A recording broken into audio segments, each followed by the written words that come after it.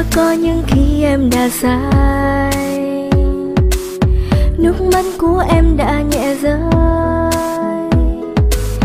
thấm ướt hết vai anh tại sao? Có lẽ bởi em đã làm anh không vui, cũng vì anh đã không lắng nghe những khi em buồn, để em vội vàng bước đi lạnh lùng.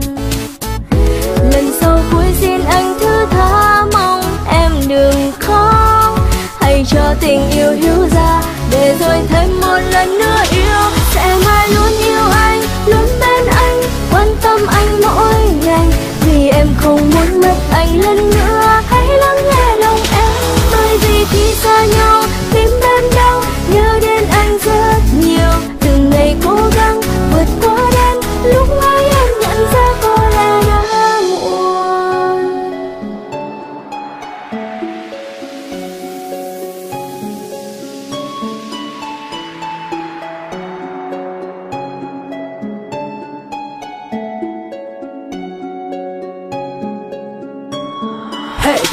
Hey yo, xin anh hãy nghe em nói rồi chỉ một lần được yêu và xin anh hãy cho em qua đau trái tim anh thật nhiều. Có bao giờ anh sẽ tha thứ chưa, hay là anh đã không yêu em nhiều nữa?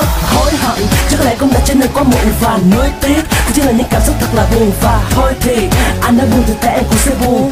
Goodbye my love, yeah. Đã có những khi em đã sai, nước mắt của em đã nhẹ rơi, thấm ướt hết vai anh tại sao? Có lẽ bởi em đã làm anh không vui, cũng vì anh đã không lắng nghe những khi em buồn, để em vội vàng bước đi lạnh lùng.